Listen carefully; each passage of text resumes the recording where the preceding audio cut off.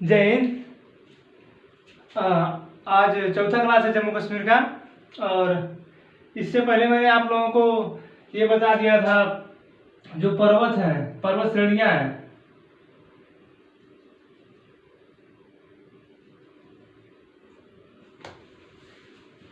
ये काराकोरम है, ये लद्दाख है, जास्कर है, पीर पंजाल है, इसके नीचे धौलाधार है। मैं आप लोगों को इससे पहले बताया था कि दर्रा किसे कहते हैं और घाटी किसे कहते हैं। दर्रा उसे कहते हैं जो पहाड़ों के बीच छोटा सा पतला सा स्थान हो। जैसे ये पर्वत है, ये पर्वत है, इसके बीच छोटा सा स्थान है, इसे दर्रा कहेंगे। लेकिन अगर यही पर्वत इतना दूर हो जाए, इसके बीच इतना लगभग एक गांव बस जाए, इसके अंदर लगभग एक गांव इसके अंदर बस जाए, तो उसे घाटी कहते हैं। समझ आ रहा है? ये सब मैं पहले बता दिया था। अब देखिए इसे याद कैसे करना है। KLJPD, इसको डी कर लीजिए। धौलाधार है, ये हिमाचल प्रदेश के पास है। ये जो डी है धौलाधार है, हिमाचल प्रदेश के पास है। हिमाचल प्रदेश देखिए यहाँ, ये जो है ये हिमालय पर्वत है आपका।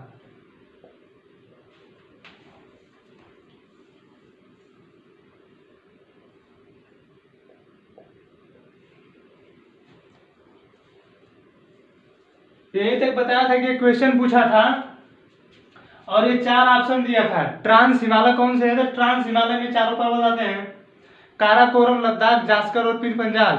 ये चारों जो है ट्रांस हिमालय में आते हैं। हमने ट्रांस हिमालय में बताया था कि ऐसा पर्वत जो उस पार हो, मतलब किसी चीज को उस पार देखा जाए। जैसे आपको क्या बताया जाए, जैसे कोई चीज है, मैंने कल एग्जांपल दिया था आपको, जैसे कोई चीज खड़ा है, जैसे मान लीजिए ये पूरा खड़ा है। अब इसके इस पार देखने के लिए इसके जो मान लीजिए 3 चीज है, ये 3 चीज दिख रहा है आपको, ये दिख रहा है, घिरा है पूरा। अब इसके इस पार देखने के लिए हमें कैसे इधर देखना पड़ेगा ना, तो जो इस पार हो जाएगा, इसके इस पार वो ट्रांस होगा, ये तो हमारे अंदर होगा। तो ये जो हिमालय है, हम हिमालय की जब ऊपर देखते हैं, हम जब हिमालय की तरफ देखते हैं, तो हिमालय से इस पार जितने भी पर्वत है, ये पीर पंजाल, जास्कर, लद्दाख, काराकोरम, ये हिमालय से ऊपर हैं। ये जो है हिमालय से ऊपर है, इसलिए हम इन्हें ट्रांस हिमालय कहते हैं। मतलब उस पार का हिमालय, उस पार का हिमालय। हमारा जो कश्मीर लद्दाख आता है वो ट्रांस हिमालय के अंतर्गत आता है। समझ में आया? तो ये जो घाटियां, मैंने घाटियां भी कल बताया था कि ये काराकोरम लद्दाख घाटी है, फिर लद्दाख जास्कर घाटी है, जास्कर पीर पंजाल घाटी है, फिर पीर पंजाल धौलाधार घाटी है। समझ रहा है? मैं काराकोरम लद्दाख घाटी, लद्दाख जास्कर घाटी, जास्कर पीर पंजाल घाटी, पीर पंजाल धौलाधार घाटी, ये घाटियां ही तो हैं। इधर तियान शान चाइना का स्थित है, तो ये भी घाटी है। तियान शान जो पर्वत है, ऊपर भी तो पर्वत है, तिब्बत का है, लेकिन इस समय चाइना के पास है, तो ये यहाँ पे भी घाटी स्थित है।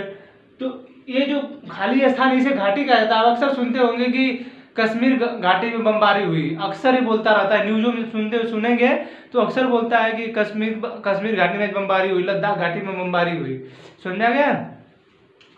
तो घाटी समझा गया और दर्रा भी समझ आ गया आपको। अब चलिए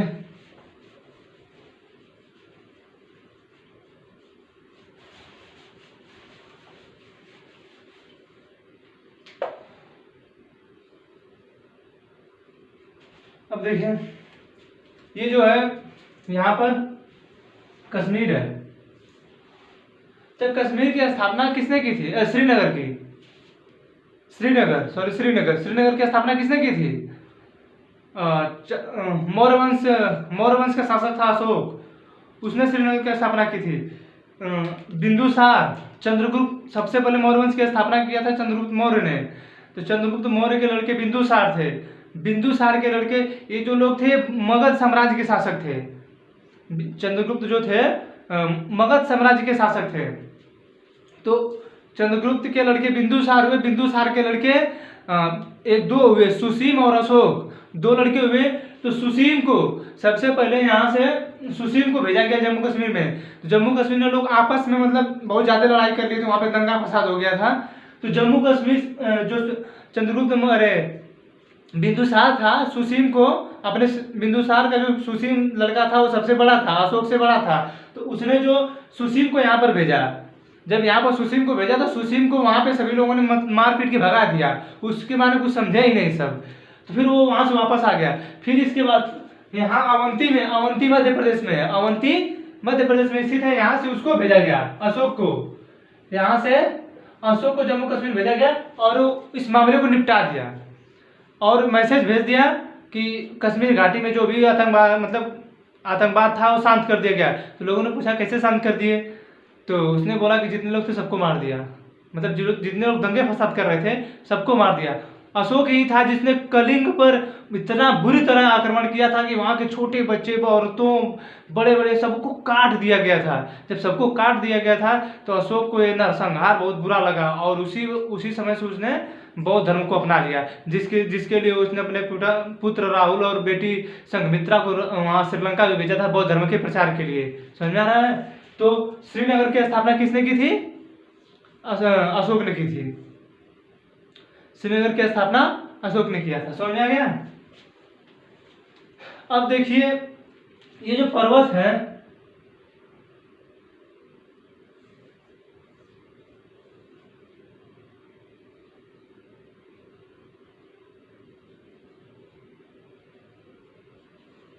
ये काराकोरम, लद्दाख, जास्कर, पीर पंजाल।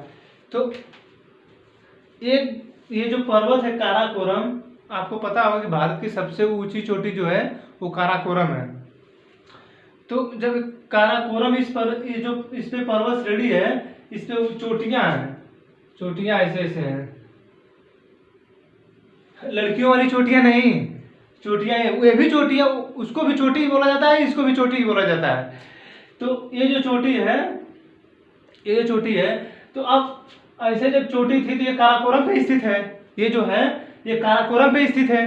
तो गिना जाने लगा कि काराकोरम 1, काराकोरम 2, काराकोरम 3, काराकोरम 4, तो कितनी बार काराकोरम कोई बोलेगा, उसको शॉर्ट फॉर्म कर दिया गया, K1, K2, K3, K4, K5, K6 ऐसे कर दिया गया। तो जो ये K2 है, K2 इसे ये दूसरे स्थान पे, मतलब उधर से गिनते समय दूसरे स्थान पे था, तो इसका नाम क्या कर दिया गया? K2 कर दिया गया। तो इसी का नाम है K2 या गाडविन आस्टीन, जो भारत की सबसे ऊंची चोटी है। क्वेश्चन पूछता है भारत की सबसे ऊंची चोटी और भारत में स्थित सबसे ऊंची चोटी। आप समझिए, आपको पूरा नक्शा दिख रहा है ना, ये जो आपका सिक्किम है, सिक्किम में स्थित है आपका, यहाँ पे स्थित है काराकोरम, K2 गाडविन आस्टीन, यहाँ पर स्थित है गाडविन आस्टीन, और यहाँ पे भी एक पर्वत स्थित है, यहाँ पर भी एक पर्वत स्थित है। समझ में आ रहा है? समझ में आ रहा है ना? तो ये जो है पर्वत जो है ये K2 है, काराकोरम बोलिए चाहे पर्वत K2 बोलिए, गाडविन आस्टीन बोलिए। तो ये जो K2 है और यहाँ पर क्या है? कंचनजंगा। K2 कंचनजंगा। क्वेश्चन पूछता है कि भारत की सबसे ऊंची चोटी, भारत की सबसे ऊंची चोटी, तब बताते हैं K2 गाडविन आस्टीन, और भारत में स्थित सबसे ऊंची चोटी तब बताते हैं कंचनजंगा। अब सोचिए कैसे, सुनिए कैसे बताते हैं।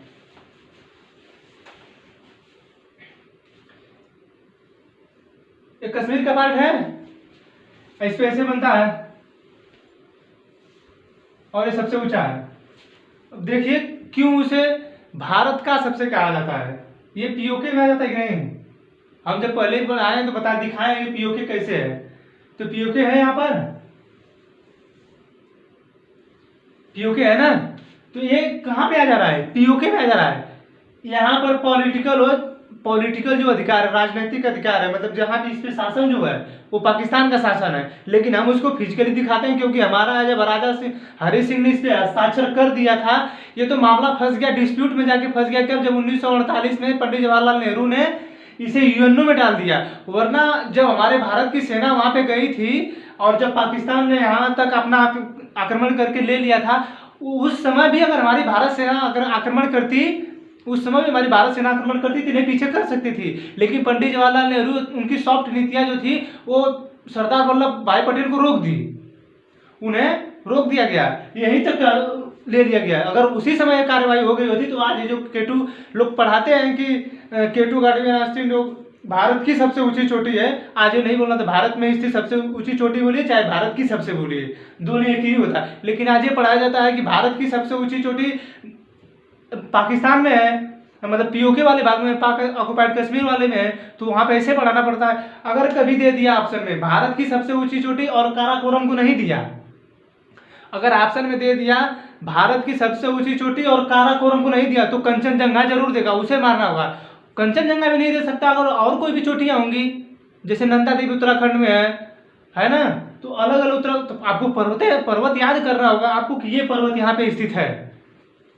तो मान लीजिए अगर पूछ दिया कि सबसे ऊंची चोटी कौन सी है भारत की और उसमें काराकोरम नहीं दिया, कंचनजंगा दिया तो कंचनजंगा ही मारिए। अगर दिया है कंचनजंगा और काराकोरम दोनों दिया तो आप काराकोरम को मारेंगे। और क्वेश्चन क्या होगा, भारत की सबसे ऊंची चोटी, भारत की सबसे ऊंची चोटी जो होगी वह अगर काराकोरम दिया है तो मारेंगे, अगर नहीं दिया तो फिर कंचनजंगा। अगर क्वेश्चन फिर पूछ दिया दोबारा भारत में स्थित सबसे ऊंची चोटी, समझने की कोशिश करिए। हम बार बार बता रहे हैं कि जब भी पूछेगा भारत की सबसे ऊंची चोटी और ऑप्शन में दोनों दिया हो, काराकोरम और ये कंचनजंगा दोनों दिया है, तो आप काराकोरम को मारेंगे, आप काराकोरम को मारेंगे। अगर ऑप्शन में काराकोरम नहीं दिया तब आप कंचनजंगा को मारेंगे। समझ आ रहा है कि नहीं? क्योंकि यह फिजिकली रूप से पाकिस्तान में, अरे पॉलिटिकली रूप से पाकिस्तान का अधिकार इस पर है, इसलिए इसको बताया जाता है इस तरह। आने वाले समय में जब पीओके हमारा होगा, पीओके हमारा है ही, डिस्प्यूट में है तो उसकी वजह से थोड़ा दिक्कत हो रहा है। समझ में आ गया? तो क्वेश्चन समझ में आ रहा है कैसे पर्वत को बोलता है केटू सबसे ऊंची पर्वत चोटी है, फिर दूसरे स्थान पे कंचनजंगा है। समझ में आ रहा है कि नहीं? अगर पूछ दिया अगर ऑप्शन में नहीं देखा तो उस हिसाब से मारेंगे। समझ में आ गया? एक अभी एक घाटी बताए थे हम,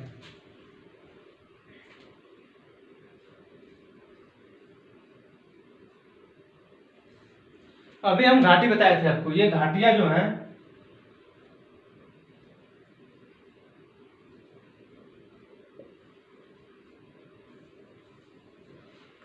ये देखिए, ये हिमाचल प्रदेश में स्थित है कुल्लू घाटी। हिमाचल प्रदेश में कुल्लू घाटी स्थित है, यहाँ पर कुल्लू घाटी स्थित है,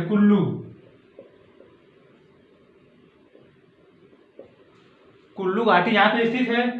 और ये बताइए ये जो है काराकोरम है, ये जो लद्दाख है, तो ये सिर्फ भारत में ही थोड़ा रुकेगा कि भारत आगे नहीं, भारत के बाहर नहीं जाना है, भारत के बाहर भी जाएगा, वो नेचुरल चीज है, भारत के बाहर जाएगा। तो यहाँ पे स्थित है स्वात घाटी, स्वात घाटी स्थित है। तो पाकिस्तान का स्वात घाटी, भारत का कुल्लू घाटी जो कि हिमाचल प्रदेश में है, वो दोनों सेब के लिए विश्व प्रसिद्ध है। मतलब यहाँ पर सेब का बहुत ज्यादा उत्पादन होता है। समझ में आ रहा है? तो भारत की कुल्लू घाटी और यहाँ की स्वात घाटी किसके लिए प्रसिद्ध है? सेब के लिए प्रसिद्ध है। समझ में आ रहा है कि नहीं? समझ में आ गया?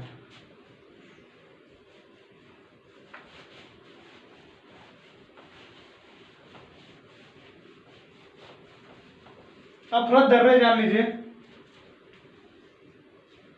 दर्रे,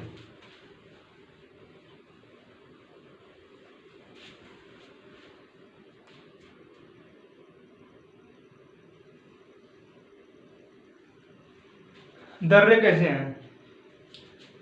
जम्मू कश्मीर का पार्ट है, जम्मू कश्मीर का पार्ट है ना ये। तो क्वेश्चन पूछता है, ये पीओके है, तो क्वेश्चन पूछता है जब कश्मीर था और ये जम्मू था और ये लद्दाख था, कितना परसेंट है आपका ये जो है अक्साई चीन कितना परसेंट है? 10%। और पीओके जो है 30% है। ये सब याद रखिए, क्वेश्चन पूछता हम पहले बता चुके हैं सब, ये सब याद रखिए।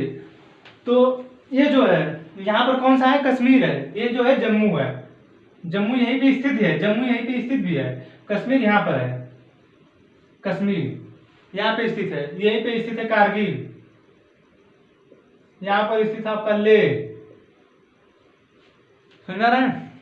तो जो कश्मीर है ये कश्मीर हो गया, ये जम्मू हो गया। तो हम आपको दर्रा बताने वाले थे, तो दर्रा देख लीजिए।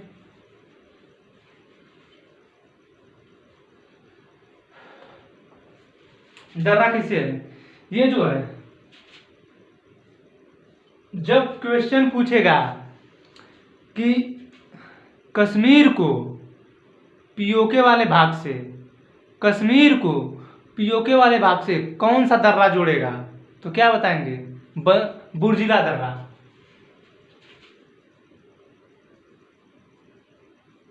क्या, बुर्जिला दर्रा पीओके को कश्मीर से जोड़ेगा। अब पूछ दिया कि भारत को पाकिस्तान से कौन सा दर्रा जोड़ेगा, ये भी तो क्वेश्चन पूछ सकता है, एक बहुत बड़ी बात थोड़ा है। उसे पूछने का तरीका सिर्फ आना चाहिए, पूछेगा तो इतने तरीके से ना कि आप आंसर देने में आपको दिक्कत होगी। मैं बता रहा हूँ कि क्वेश्चन की भरमार है, अब आंसर देने में लोगों को अकलाहट होने लगती है, लोग आंसर नहीं दे पाते हैं उसका।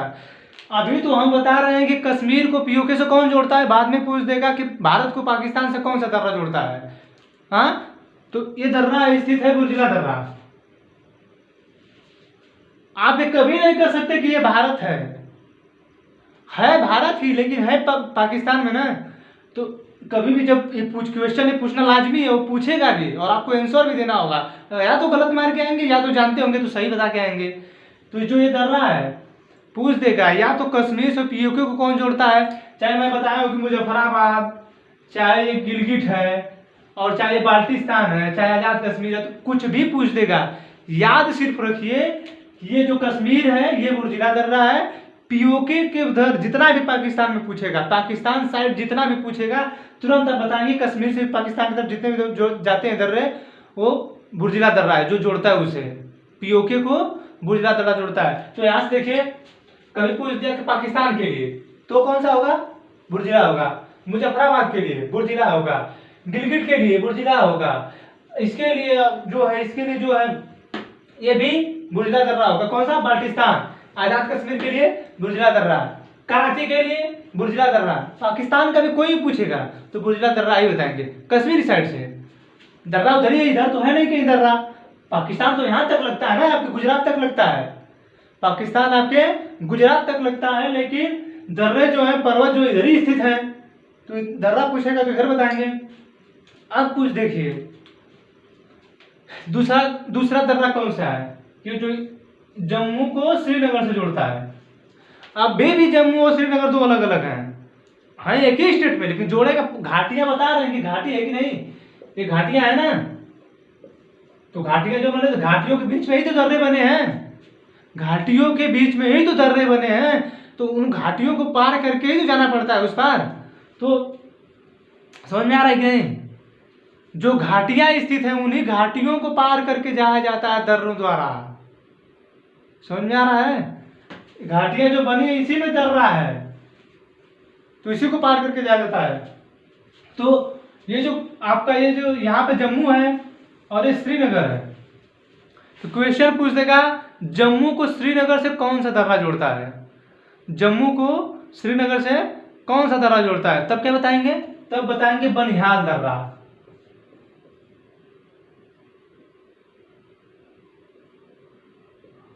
बनिहाल दर्रा, बनिहाल दर्रा, समझ में आ रहा है कि नहीं। अब पूछ देगा क्वेश्चन, क्वेश्चन पूछने को पूछ देगा, कुछ भी पूछ सकता है। आप बताइए, यहाँ पे जब जम्मू है, हाँ, और यहाँ पे कश्मीर है, पूछ देगा दिल्ली को कश्मीर से कौन सा दर्रा जुड़ेगा, दिल्ली को हैदराबाद से कौन सा दर्रा जुड़ेगा, दिल्ली को राजस्थान से कौन सा दर्रा जुड़ेगा, दिल्ली को कश्मीर से, सॉरी ये जो है कश्मीर से राजस्थान को कौन दर्रा जोड़ेगा, कश्मीर से दिल्ली को कौन जोड़ेगा, कश्मीर से हैदराबाद को कौन जोड़ेगा, कश्मीर से बिहार को कौन जोड़ेगा, उत्तर प्रदेश को कौन जोड़ेगा, उत्तर प्रदेश को कौन जोड़ेगा।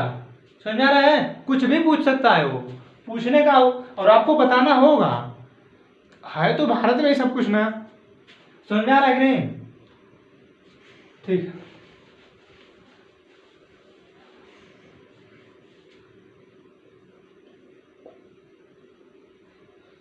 तो ये बताइए जो ट्रांस हिमालय हम बताए तो समझ में आया कि नहीं आप लोगों को? जो ये पीर पंजाल है ना, पीर पंजाल जो बार बार हम लिख रहे हैं, काराकोरम, लद्दाख, जास्कर, पीर पंजाल। एक बार क्वेश्चन पूछा था, हम कल भी बताए थे, आज फिर रिपीट कर रहे हैं।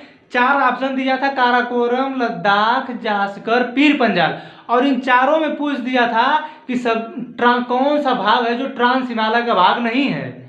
कौन सा ऐसा पर्वत श्रेणी है जो ट्रांस हिमालय का भाग नहीं है?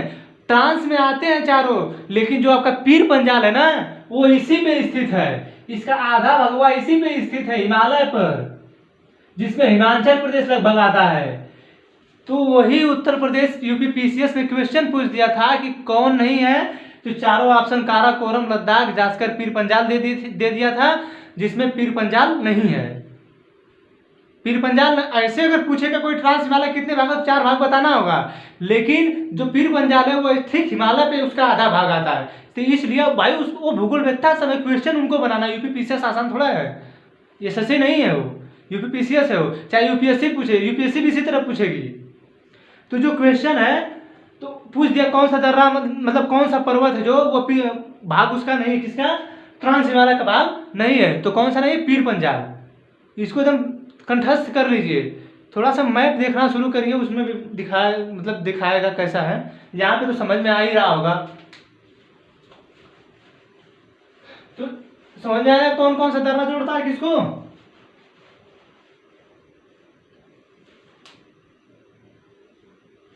अब देखिए, लद्दाख को श्रीनगर से कौन सा दर्रा जोड़ता है? ये श्रीनगर है, ये लद्दाख है, इनके बीच में तो कोई दर्रा होगा। यहाँ पर ये दर्रा है, यहाँ पर ये दर्रा है। समझ में आ रहा है कि नहीं? इसको थोड़ा छोटा कर देते हैं। समझ में आ रहा है?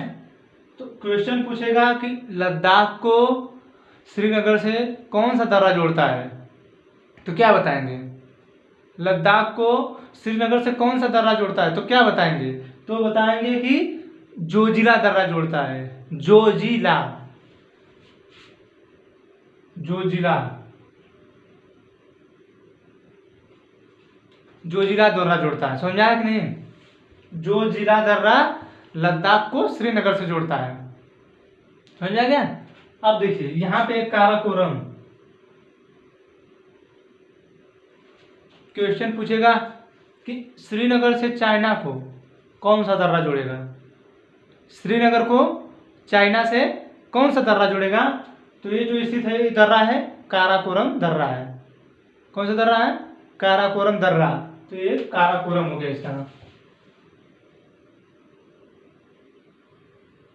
काराकोरम दर्रा स्थित है। समझा रहा है कि नहीं? काराकोरम दर्रा श्रीनगर को चाइना से जोड़ता है। जो सीपीसी बनाया है चाइना इसी से बनाया है ना, सीपीसी इसी से बनाया है। चाइना पाकिस्तान इकोनॉमिक कॉरिडोर इसी दर्रे से होके आता है, तो उसके जो ट्रक वरक आते हैं इसी से सब आते हैं। समझ आ रहा है ना? अब चलिए आगे देख लीजिए। दर्रा समझ में आया कि नहीं? कौन कौन सा दर्रा जोड़ता है? जो बुर्जिला दर्रा है वो पाकिस्तान को श्रीनगर से जोड़ता है। पाकिस्तान का कोई भाग हो बुर्जिला दर्रा ही जोड़ेगा।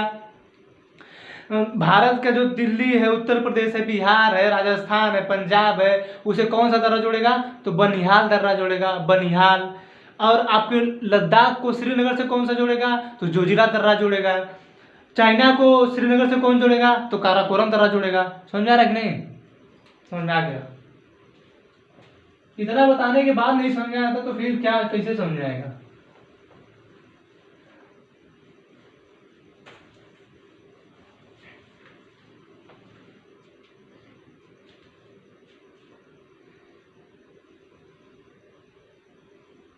अब देखिए थोड़ा सा, अब तो घाटी वाले सब कुछ जान गए कौन सा दर्रा किसको जोड़ता है। आप थोड़ा सा देख लीजिए। ये आपका श्रीनगर है, आपका जम्मू है, लेह है, यहाँ पर सियाचिन ग्लेशियर है।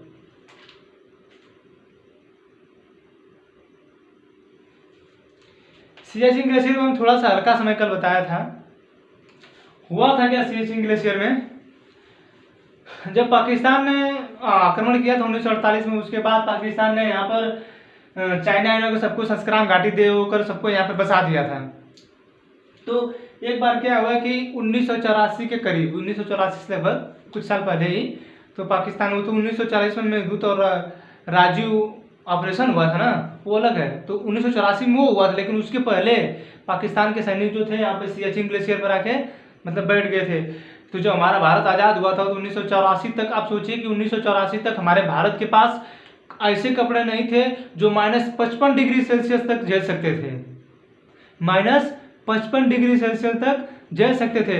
लेकिन क्या हुआ कि पाकिस्तान के पास कपड़ा कहीं से आ गया और पाकिस्तान की जो सेना थी वो यहाँ पर आ गई सियाचिन ग्लेशियर पर।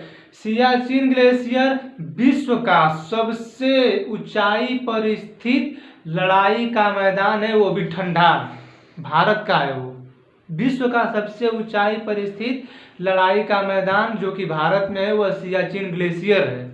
पहले इस पे पाकिस्तान का कब्जा था, लेकिन भारत के सैनिकों ने उसे मारकर अपने कब्जे में कर लिया, जिसके लिए मेघदूत और राजीव जो है ऑपरेशन चलाया गया। अब उसके बाद हम थोड़ा जान लीजिए रीजन हुआ क्या था। 1984 से जब कुछ महीनों या सालों पहले जब पाकिस्तान ने इस पे अपना आक्रमण मतलब कब्जा कर लिया था, तो हुआ क्या था कि जब पाकिस्तान ने इस पे कब्जा कर लिया तो कैसे भारत की सेना वहाँ जाना चाहती थी। जब भारत की सेना वहाँ पर जाना चाहती थी तो भारत के पास कपड़े नहीं थे।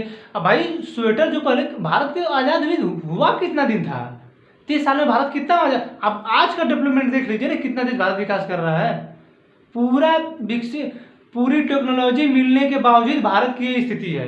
अभी इस प्रेजेंट टाइम में अगर आप देखेंगे तो भारत की बहुत अच्छी स्थिति नहीं है विकसित के मामले में। आप अच्छी तरह जानते हैं कि भारत का विकास कितनी तेजी से हो रहा है, सिर्फ दिखावटी विकास हो रहा है हमारे भारत का विकास कुछ नहीं हो रहा है। ये देखिए यहाँ पर 1984 में जब पाकिस्तान ने इस पर आक्रमण करके इससे पहले 1984 जब अपने अंदर की कब्जे में ले लिया था, तो हुआ क्या था कि हमारे भारत के सैनिकों के पास कपड़े नहीं थे, लेकिन पाकिस्तान के सैनिकों के पास स्वेटर थे ऐसे। अब सोचिए हमसे पहले हमारे साथ ही आज़ाद हुआ, हमारा एक छोटा भाई है वो, लेकिन हमसे पहले वो यहाँ पर आके रह रहा है, हमसे पहले वो आके रह रहा है, हमारे पास कपड़े नहीं हैं। 500 कुछ करोड़ हम लोग दिए इसे, जितना भी 400 कुछ करोड़ देना था हम लोग दिए, हम लोग तिरपाल दिए इन्हें, लेकिन इससे पहले हमें पीछे करना चाहते थे। हुआ क्या कि जब 1984 में इन्होंने अपने कब्जे में कर लिया था, भारत की सेना यहाँ पे जाना चाहती थी, तो अब जा नहीं पा रही थी हमारी सेना, स्वेटर कमजोर थे, स्वेटर नहीं थे। तो अब हमारी भारत की सेना अब सोच रही कैसे जाए, अब वहाँ पे तो पाकिस्तान की सेना है, भारत की सेना सोच रही कैसे जाए। अब चली गई भारत की सेना, एक मिनट दिखा रहे हैं कहाँ पे चली गई।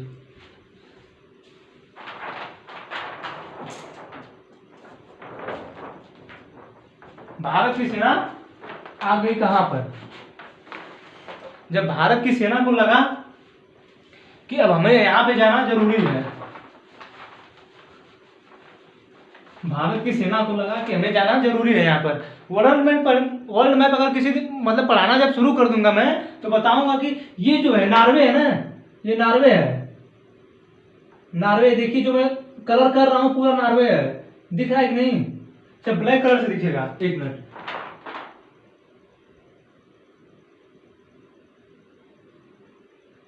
ये जो मैं कलर कर रहा हूँ ये नॉर्वे है। तो यहाँ की तो बहुत ठंडी पड़ती है, बहुत ठंडी पड़ती है यहाँ पर, समझ में आ रही नहीं। आपका जो साइबेरिया यहाँ पे है ना, वो खोटसब, इसी के ऊपर यहाँ पे है, यहाँ पे बर्फयास तक बहुत ठंडी पड़ती है, सबसे ज्यादा ठंडी यहाँ पे पड़ती है।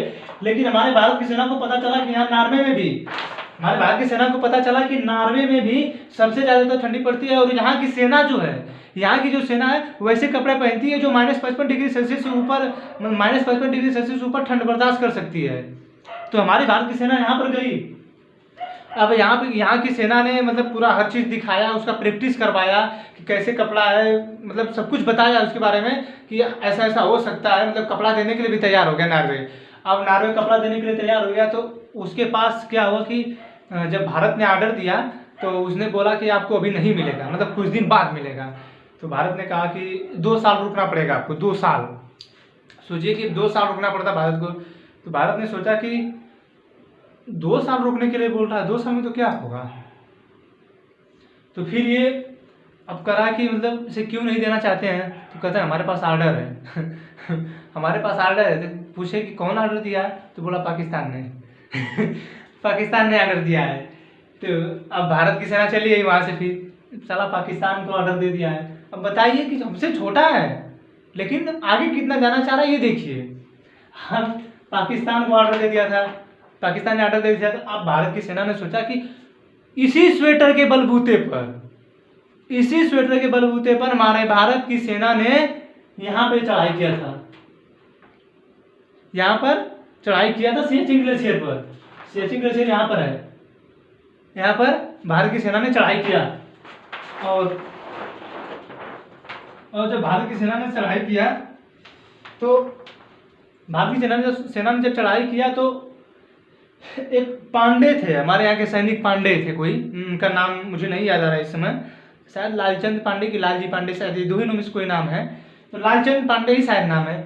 तो वो यहाँ पर बाहर क्या कर रहे थे कि मतलब पहरा दे रहे थे। हमारे भारत की सेना वहाँ पे अपने टेंट उंट लगा के चली गई। अब सोचिए कि स्वेटर की हमारी भारत की सेना कितनी, जहाँ पे राडार तक काम नहीं करता है, फोन तक काम नहीं करता है, वहाँ पे सही से हेलीकॉप्टर नहीं ले जाया जा सकता है, वहाँ पे भारत की सेना जाकर ठंडी में बैठी है और स्वेटर के वैसे कपड़े भी नहीं है जो वहाँ की ठंडी को -55 डिग्री सेल्सियस को बर्दाश्त कर सके। लेकिन हमारे भारत की सेना है जो वहाँ पे गई, और लालजी पांडे जो थे वो पहरा दे रहे थे। तो पाकिस्तान के सैनिक ने देख लिया। अब पाकिस्तान के सैनिक ने जब देख लिया तो क्या किया कि उसने गोलीबारी कर दिया। अब लालजी पांडे को आके लग गई, जो थे उनको लालचंद पांडे की लालजी पांडे, थोड़ा कन्फ्यूजन हो रहा बोल रहे हैं, अब कौन सा बोल दे रहा हूँ नहीं समझा रहा है। तो जो पांडे जी थे, पांडे जी समझिए, जो पांडे जी थे उनको गोली मार दिया पाकिस्तान के सैनिक ने। अब इन्होंने क्या किया कि सीधे फायरिंग शुरू कर दी, इन्होंने सीधे फायरिंग शुरू कर दिए और उसके जितने भी सैनिक थे सभी को मार दिया गया, उसके सभी सैनिकों को मार दिया गया। समझ आ रहा है, उसके सभी सैनिकों को क्या हुआ, मार दिया गया। जब उसके सभी सैनिकों को मार दिया गया तो अब क्या हुआ कि पाकिस्तान के वहाँ पे पता चला कि हमारी सेना ने वहाँ के भारतीय सैनिकों को मार दिया है, अब हम चले कि वहाँ उनको कपड़ा पहुँचा दें, खाना पहुँचा दें। तो हुआ क्या कि जहाँ वो पहुँचाए थे अपना, मतलब हेलीकॉप्टर से आए थे उस साइड से, इधर से इस साइड से हेलीकॉप्टर से आए थे, तो वहाँ पे उन लोगों को कपड़ा गिरा के, खाना गिरा के चले गए। अब दिल्ली में सब कुछ पहुँच चुका था, दिल्ली में भी पता चल गया था कि भारत ने अपने फतेह कर लिया है, लेकिन उन्हें नहीं पता था कि पाकिस्तान के सैनिकों को मार दिया गया है। उन्हें पता था कि पाकिस्तान, वो जश्न मना रहे हैं कि फतेह कर दिया पाकिस्तान ने। पता रहता तो ना, पता रहता तब तो क्या उनसे उतर के देखिए भारत ने कहाँ झंडा लहराया अपना। तो जब भारत ने अपना झंडा लहरा दिया वहाँ पर, तो वो लोग कपड़ा गिरा कर चले गए, कपड़ा जो भी राशन वासन था, मिठाई उठाई गिरा के चले गए। दिल्ली से मिठाई इतनी जल्दी पहुँची नहीं थी। भारत खुश था लेकिन उतना जल्दी कहाँ से कुछ कर पाएगा, जब वहाँ पे कुछ जल्दी पहुँच ही नहीं सकता, हमारे तरफ से उतना जल्दी नहीं पहुँच सकता था ना। अब उसके पास से इधर से आ सकता तो आ गया लेके। तो आज भी जो लोग वहाँ जाते हैं, शायद 3-4 महीने के एक लोग 3-4 महीने के लिए लोग को ट्रेनिंग दी जाती है वहाँ पर। जाना तो 1-2 साल के लगभग रहता है, पूरी जानकारी नहीं है, लेकिन एक बार में जाएंगे तो 2-3 महीने रहना पड़ता है यहाँ पर। तो वो आज भी वो कोट रखे गए हैं। ये इसलिए नहीं कि हमारी औकात नहीं है खरीदने के लिए और हम पहन नहीं सकते हैं। आज हमारे देश की औकात है कि हम उससे कई गुना बेहतर, नॉर्वे से कई गुना बेहतर वैसे कपड़े बना सकते हैं जो 55 डिग्री सेल्सियस का, कितना 60 हो चाहे 70 तक हो, उसे बर्दाश्त कर सकता है, उसे बर्दाश्त कर सकता है, हमारी औकात है। लेकिन हमें साबित करना चाहते हैं कि तुम्हारे ही कपड़े हैं, ये तुम्हारे ही कपड़े हैं और हम बिना कपड़े के यहाँ पर आए थे, तुम्हें यहाँ से मार के भगाए हैं। तो भी वो शान की तरह रखा गया है उसे, उस कपड़े को। कभी कभी लोग वहाँ पे जाते हैं तो उसे पहनते हैं। समझ में आ गया। तो ये सियाचिन ग्लेशियर था, इसके लिए मेघदूत और राजू ऑपरेशन चलाया गया था। ये कारगिल है, कारगिल में भी वही किस्सा हुआ था। सियाचिन ग्लेशियर का किस्सा समझ में आ गया आपको ना, मतलब जो कहानी थी उसको बता दिया ना। कारगिल में भी यही हुआ था, कारगिल में भी ये हुआ था। उसकी सेना बोली कि आप यहाँ से अब जो है अब पीछे हट जाइए, अभी हम भी पीछे हट जा रहे हैं। तो भारत की सेना उसमें भी मान गई, पीछे हट गई। लेकिन फिर उसके बाद उसकी सेना ने बंकरों में आके रहना शुरू कर दिया, भारत की बंकरों में। फिर भारत ने अपना कारगिल पे चलाया अपना अभियान जो चलाया, फिर वहाँ के सैनिकों को मार के भगाया। तब से फिर आज तक पाकिस्तान इधर वापस यदि देखना चाहिए, पाकिस्तान को कौन समझाएगा? पाकिस्तान जब कारगिल पे लड़ाई हो रही थी ना, कारगिल पे जब लड़ाई हो रही थी तो पाकिस्तान ने नवाज शरीफ प्रधानमंत्री थे, नवाज शरीफ प्रधानमंत्री, उनको पता ही नहीं था कि कारगिल पे ऐसी लड़ाई हो रही है। वहाँ पे तो सबसे पहले सेना आती है। जैसे अभी म्यांमार में वर्तमान समय में तख्ता पलट कर दिया गया कि नहीं, म्यांमार में वर्तमान में तख्ता पलट कर दिया गया ना, तख्ता पलट बार बार कर दिया जाता है। जो परवेज मुशर्रफ थे वहाँ के प्रधानमंत्री एक बार हुए थे, वो भी सेना के अधिकारी थे, उन्होंने तख्ता पलट कर दिया। नवाज शरीफ जब प्रधानमंत्री हुए तो उन्हें पता ही नहीं था कि ये कारगिल पे ऐसी लड़ाई होने जा रही है। वो सब क्या किए थे कि कारगिल में नवाज शरीफ को घुमाने लाए थे कारगिल में नवाज शरीफ को घुमाने लाए थे, उसमें वही सब थे। भारत बाद में जब बंकरों में आ गए सब तो पता ही नहीं था। भारत के वायुसेना के सैनिकों ने जब इस पे नवाज शरीफ पे अपने मिसाइल लॉक कर लिया था मारने के लिए, भारत के सैनिकों ने, जो वायुसेना के सैनिक थे उन्होंने लॉक कर लिया था। लेकिन जो वहाँ का मतलब उस जो लॉक किया था उससे बड़ा अधिकारी जो था, तो उसने जब अपने छोटा अधिकारी जब बड़े अधिकारी से पूछा कि मतलब ये उसको मार दिया जाए कि नहीं, तो बोला गया कि नहीं, वो कोई लुंगी पहन के घूम रहा था, तो बोले कि सिविलियन है, उसे क्या मारोगे, तो छोड़ दिया गया। बाद में पता चला कि वो नवाज शरीफ थे, नहीं तो वरना उनको भी मार दिया। आप बताइए, जिस देश का सैनिक ऐसा है कि प्रधानमंत्री को घुमाने लाया रहा है जान मरवाने के लिए, हाँ बताइए कि अब उसी बीच में कारगिल की लड़ाई चल रही है, उसी बीच में नवाज शरीफ को लाया था बीच में, समझाया। तो ऐसे ऐसे पाकिस्तान के हैं, जैसे म्यांमार में तख्ता पलट हो जाता है उसी तरह यहाँ पे भी तख्ता पलट हो जाता है।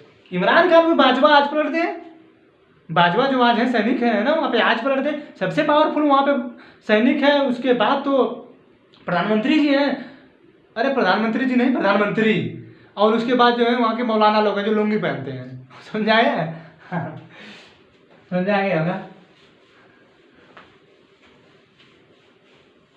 इतनी बातें क्लियर हुई कि नहीं? आपको सब कुछ दर्रा और सब कुछ बारे में पता चल गया।